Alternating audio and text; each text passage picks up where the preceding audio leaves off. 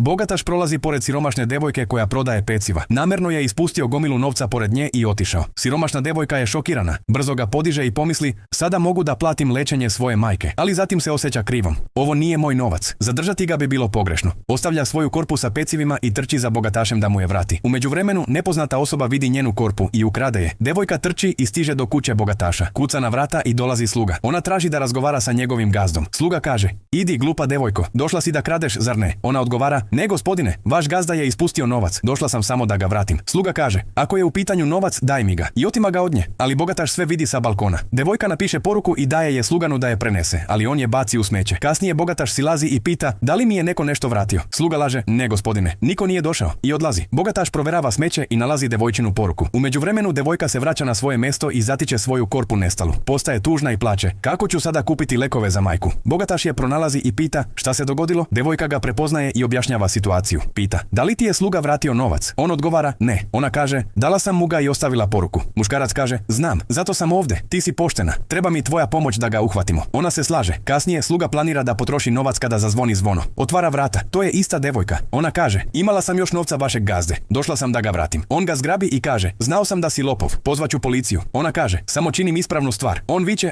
izlazi. Ona odlazi. Zatim gazda poziva slugu. Sluga sakriva novac i dolazi. Gazda pita, da li ti je neko nešto vratio? Sluga ponovo laže, ne gospodine. Gazda kaže, to je nemoguće, znam da imaš moj novac. Sluga se uplaši i kaže, možda ga je uzela ta devojka. Odjednom devojka ulazi i kaže, koju devojku sada kriviš? Sluga kaže, ona je lopov. Gazda kaže, isprazni džepove. Sluga stavlja ruku u džep i izvlači novac, potom ga predaje gazdi i moli, molim vas, dajte mi još jednu šansu. Gazda kaže, pomogli smo ti, podržavali te, a ti si nas opljačkao. Sluga moli, ne mogu da radim nijedan drugi posao, molim vas. Gazda odgovara, oprostit ću ti, ali napusti ovu kuću pre nego što pozovem policiju. Sluga odlazi, posramljen. Gazda zahvaljuje devojci. Ona kaže, moja majka me je uvek učila da budem poštena. Bogataš kaže, zbog tvoje poštenosti platit ću lečenje tvoje majke i tvoje školovanje. Ako poštuješ njenu poštenost, lajkuj i pretplati se.